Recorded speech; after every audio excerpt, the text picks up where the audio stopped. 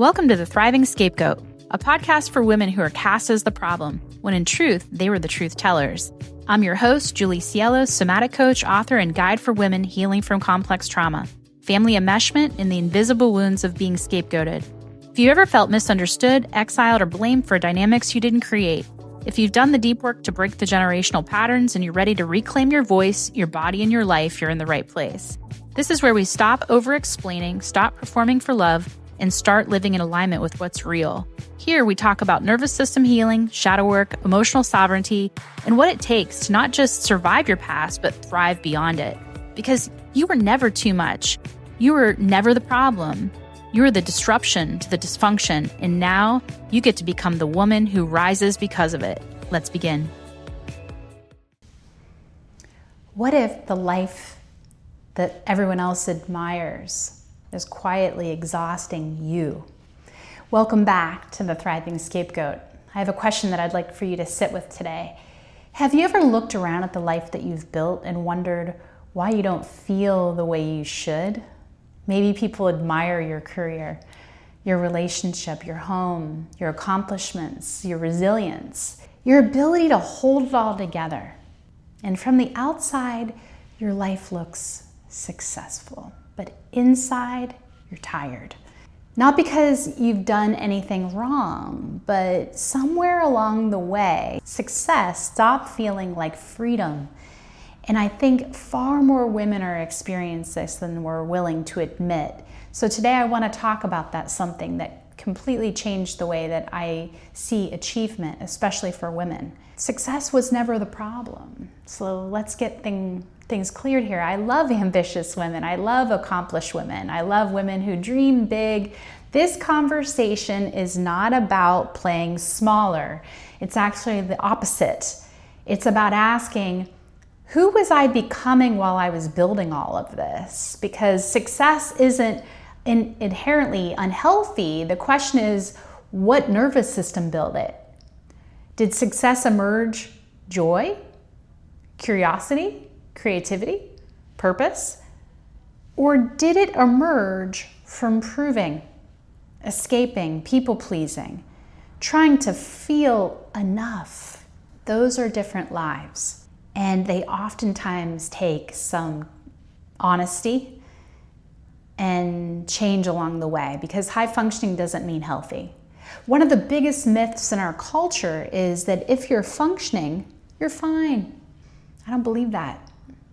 Not after all the women I've seen. Some of the highest functioning women I've ever met are also completely disconnected from themselves. They can't rest. They're productive, they're reliable, they're successful and admired, but deeply lonely, ungrounded, disembodied, and have poor self-esteem, are often competitive, jealous, and superficial. Sorry. They're deeply exhausted and disconnected from joy. And it can be incredibly high functioning and still be living in survival. In fact, many women become high functioning because they're living in survival. Achievement becomes like anesthesia, and busyness becomes belonging, and productivity becomes permission to exist. And that realization changed it for me, because hyper-independence isn't strength. We can talk about hyper-independence here because our culture celebrates it. I don't need anybody. I got it. I'll figure it out. I'll just do it myself. Many of us wear this like a badge of honor. My identity growing up was shaped by being the strong, reliable one. So I started wondering, what if hyper-independence isn't confidence? What if it's protection? This requires honesty. What if somewhere in your life, asking for help wasn't safe? Maybe it was criticized, ignored, maybe held against you. So your body, your nervous system adapted. I'll never need anyone ever again. And that adaptation might have saved you once, but it isn't serving the woman that you're becoming now. Strength isn't needing no one. Strength is knowing when it's safe to let someone walk beside you. People-pleasing might look good on a resume, something that I've noticed that people-pleasing gets rewarded in places like work and families and friendships and relationships. And I know people go away when you stop doing it. The woman who says yes to everything, who never complains, who holds everything together, who is just so easy, who doesn't challenge growth and change. Do you ever find that she's more valuable in society until she wakes up? She has no idea what she really wants because of all the fucking noise that she spent decades asking, what does everyone else need from me? Instead of asking, what do I desire? I think this is one of the greatest losses that women lose their confidence. It's not sexual desire, life desire, the ability to know without guilt. What makes us come alive is the question. Have you ever heard of stress addiction? I did a whole coaching series on this. I believe that after the next milestone, I could then relax. After the next launch, after the next business, after the next achievement, after the next certification, then I'd exhale. But there was always another mountain. And eventually I had to ask myself, was I chasing success? Was I addicted? Or was I chasing safety? These aren't the same thing. Sometimes we confuse achievement with regulation, and I think accomplishing more will finally quiet the nervous system, but survival has an insatiable appetite. It always wants more accomplishment, more reason to prove ourselves, one more reason to delay joy. So what does freedom feel like? I don't think freedom is retiring or making more money or living somewhere else or, I think freedom begins earlier. It begins the moment your nervous system starts believing I don't have to earn my right to exist. Can you imagine that? Can you imagine waking up and not immediately feeling behind? Imagine resting without guilt, receiving love without questioning it, celebrating your success without immediately chasing the next thing. And to me, that's freedom. Not because your circumstances have changed, but because your relationship to yourself has changed.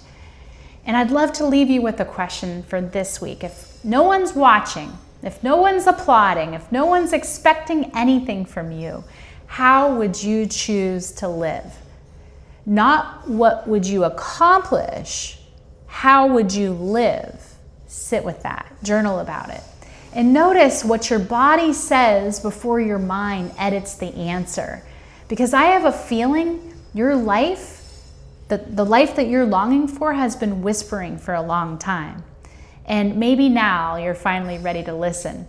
Over the next episode, we're going to explore why so many women understand exactly what they need to change, yet still find themselves unable to do it. We're going to talk about why awareness is cognitive, but safety is embodied, and why your body, not your mind, has to be invited into lasting transformation. Thank you for spending this time with me. If this resonated with you, send it to a woman that everyone thinks has it all together, and she might just be the one that needs it the most. And remember, this is the Thriving Scapegoat, where we reclaim the parts of ourselves that survival asks us to abandon so we can merely get through life. Until next time, take gentle care of yourself. If today's episode resonated, that's your entry point. Healing scapegoating isn't just insight, it's nervous system work. And this is what I teach through seasonal somatics, a body-based method that helps you regulate, reconnect, and move with real change. I offer weekly group classes, both in person and online, immersive retreats, and limited one-on-one mentorship. You can find all the details in the show notes. If this episode resonated with you, share it with someone who needs it, and make sure you're subscribed. Until next time, choose truth over belonging, self-trust over self-abandonment. You didn't just survive this to stay stuck. You're here to thrive.